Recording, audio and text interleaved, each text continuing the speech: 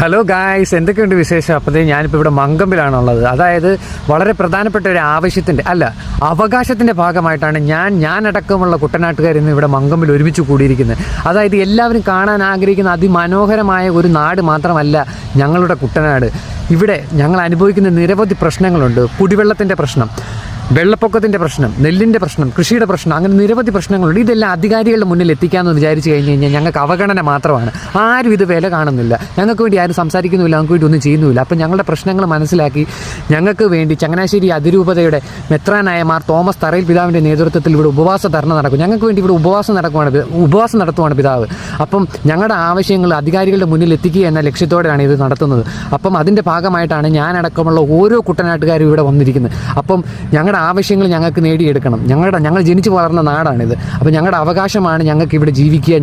ഞങ്ങളൊരു കുട്ടനാട്ടുകാരനാണ് എന്ന് പറയുന്നത് ഞങ്ങളുടെ ഒരു അഭിമാനമാണ്. അപ്പോൾ ഈ നാടിന് വേണ്ടി, ഞങ്ങൾക്ക് വേണ്ടി ഈ വീഡിയോ നിങ്ങളെല്ലാവരും കാണണം.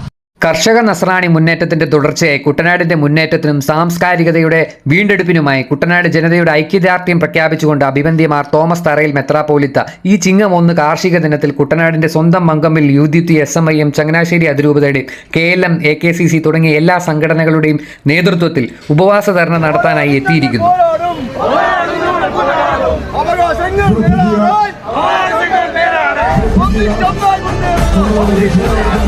മണ്ണിൽ വിയർപ്പൊഴുക്കി വിത്ത് വിതച്ച് വിളവെടുത്തത് അങ്ങനെ കുട്ടനാട് നെല്ലറയായി, കേരളത്തിന്റെ വെനീസായി. കാലം കഴിഞ്ഞു പട്ടിണിയുടെ പാലം കടന്നപ്പോൾ കുട്ടനാട്ടിലെ കർഷകൻ കായൽ നികത്തിയ കയ്യേറ്റക്കാരനായി. കണ്ണടച്ചിരുട്ടാക്കിയവരുടെയും കണ്ണു തുറക്കാത്തവരുടെയും കൊടുകാര്യസ്ഥതയിൽ കുട്ടനാട്ടുകാർ ലോങ് മാർച്ചിന് സാക്ഷ്യം വഹിച്ച കുട്ടനാട് സന്ധിയില്ലാത്ത സമരമുറയുടെ വേദിയാകും. കുട്ടനാട് ഒരിക്കലും ഒറ്റയ്ക്കല്ല. മുന്നിൽ നിൽക്കുവാൻ നമ്മുടെ അതിരൂപത അധ്യക്ഷനുണ്ട്. പിന്നിൽ അണിനിരക്കുവാൻ അമ്പൂരി മുതൽ അതിരമ്പുഴ വരെയുള്ള നസ്രാണി സമൂഹമുണ്ട്.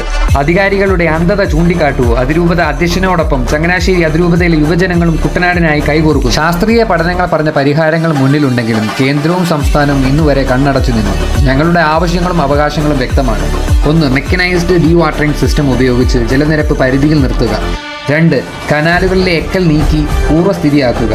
3. പാടശേഖരങ്ങളുടെ ബണ്ട് ശാസ്ത്രീയമായി കെട്ടി ശക്തിപ്പെടുത്തുക. 4. ഇടനിലക്കാരനില്ലാതെ കർഷകന്റെ നെൽകൃഷി ആദായകരമാക്കുക. പണം പൂർണ്ണമായി കൊടുത്തു തീർക്കുക. 5. കുടിവെള്ള ക്ഷാമത്തിനായി അടിയന്തര പരിഹാരങ്ങൾ നൽകുക. മങ്കമ്പ് AC റോഡിന് സമീപം നടന്ന ഈ ധർണയിൽ ചങ്ങനാശ്ശേരി അതിരൂപതയിലെ മുഴുവൻ വിശ്വാസികളും ഒരുമിച്ച് കൂടിയിരുന്നെങ്കിൽ പോലും AC റോഡിൽ ഇന്ന് ഗതാഗതം നടക്കുകയില്ലായിരുന്നു. അത്രയ്ക്ക് ജനക്കൂട്ടം ഇവിടെ ഉണ്ടായേനെ. എന്നിട്ടും അങ്ങനെ പൊതുജനങ്ങളെ ശല്യപ്പെടുത്താതെ വളരെ സിസ്റ്റമാറ്റിക് ആയിട്ട് ഈ ധർണ നടത്തിയിരിക്കുന്നത്. അതിനായി വിവിധ ഇടവക അംഗങ്ങൾക്ക് ധർണയിൽ പങ്കെടുക്കുന്നതിനായി വരാനും പോകാനുമുള്ള യഥാക്രമങ്ങളും സമയങ്ങളും ക്രമീകരിച്ചിരുന്നു. കൈകോർക്കാം. കുട്ടനാട് കരയുമ്പോൾ നാം മൗനികളാവരുത്. സേവ് കുട്ടനാട്.